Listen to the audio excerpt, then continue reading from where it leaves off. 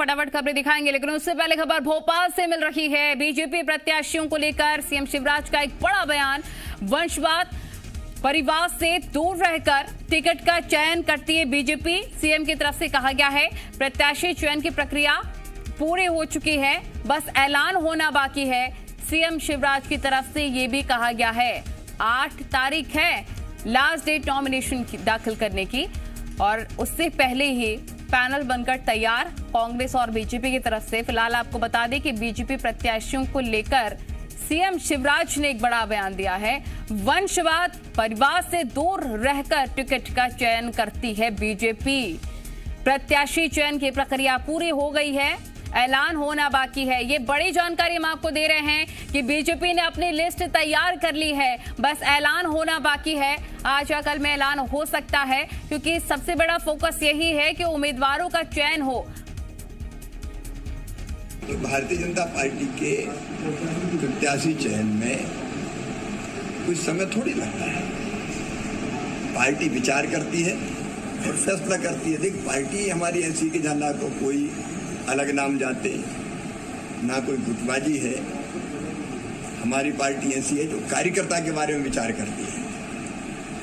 वंशवाद, परिवारवाद, दूसरी चीज, इन सबसे सर्वथा दूर रह के पार्टी का स्थानीय नेतृत्व, प्रदेश का केंद्रीय नेतृत्व से चर्चा करता है। केंद्रीय नेतृत्व अंतिम रूप से फाइनल करता है। वैसे भी नवरात्रि आ रही है, तो फॉर्म तो नवरात्रि में ही भरेंगे प्रारंभ होने पर। इसलिए भारतीय जनता पार्टी में सारी प्रक्रिया पूरी हो गई है, नाम हो सकते हैं। तो भारतीय वासु से मीडिया रिपोर्टर तमाम जानकारी के साथ फोन लाइन पर जुड़ गए हैं। वासु, 2 बड़ी बातें और अहम बातें सीएम के बयान से हम निकाल सकते हैं। पहला कि पैनल तैयार हो गया है, नामों का बस ऐलान होना बाकी है। साथ ही जिस तरह से उन्होंने कहा कि कोई गुटबाजी नहीं है, परिवारवाद से वंशवाद से ऊपर उठकर हम टिकट फाइनल करते हैं, चयन करती है बीजेपी। इसके मायने ये निकाले भी जा सकते हैं कि कांग्रेस पर कटाक्ष करने की कोशिश की गई। बिल्कुल नन्ही, देखिए शिवराज सिंह चौहान का निश्चित तौर पर ये बड़ा बयान है। मुख्यमंत्री हैं मध्य प्रदेश के और 4 सीटों पर उपचुनाव होने जा रहे हैं मध्य प्रदेश में, और बहुत महत्वपूर्ण सीट है खंडवा जो लोकसभा सीट है। पहले जो वहां से कांग्रेस के उम्मीदवार थे उन्होंने अपना नाम विड्रॉ कर लिया है। तो लगातार बीजेपी के नेता हैं वो वंशवाद का आरोप लगा रहे थे, क्योंकि सुभाष यादव सहकारिता क्षेत्र के कांग्रेस के एक बड़े नेता हैं। उनके बेटे अरुण यादव को जब कांग्रेस पार्टी से टिकट की बात चल रही थी तो भाजपा ने साफ तौर पर आरोप लगाए थे कि वंशवाद को कांग्रेस पार्टी बढ़ावा दे रही है, नेता पुत्रों को लगातार आगे लाया जाता है, दूसरे कार्यकर्ताओं को मौका नहीं दिया जाता।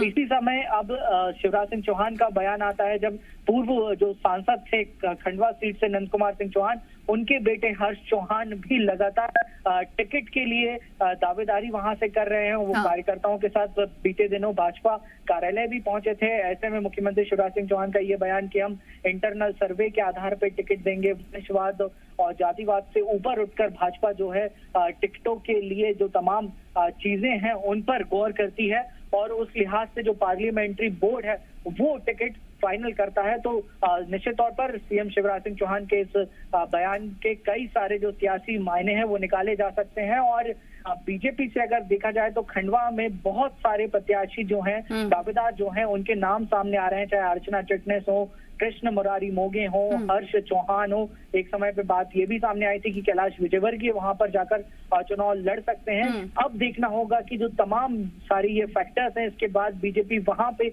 किस उम्मीदवार को लाती है, मैदान में उतारती है। अच्छा वासु, क्योंकि पहले ही बीजेपी की तरफ से कहा गया कि हमारे पास उम्मीदवारों की कमी नहीं है, सिर्फ डबल कांग्रेस में हो रहा है, और यही सेम बयान कांग्रेस में बीजेपी को आरोप लगाते हुए कहती नजर आई है। देखिए, पृथ्वीपुर से कांग्रेस ने प्रत्याशी के नाम का ऐलान कर दिया है, लेकिन क्या लगता है जो पैनल तैयार हुआ है बीजेपी की तरफ से, एक साथ नामों का ऐलान होगा?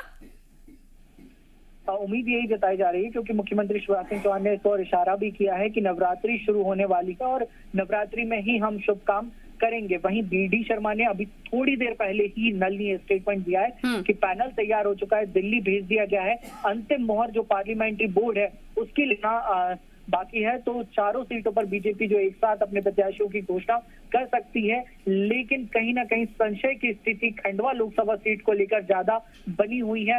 अंदर खाने ये भी खबर है कि कोई सरप्राइजिंग फेस, कोई नया नाम खंडवा लोकसभा सीट से सामने आ सकता है और बीजेपी इस काम में माहिर भी रही है। कई जगह बिल्कुल बिल्कुल, जो बड़ी बातें वासु सीएम के द्वारा कही गई हैं, परिवारवाद ध्यान में नहीं रखते, गुटबाजी कोई नहीं है बीजेपी में, ये तमाम बातें जो उन्होंने कही, एक बार अपने दर्शकों को सुनवाते हैं।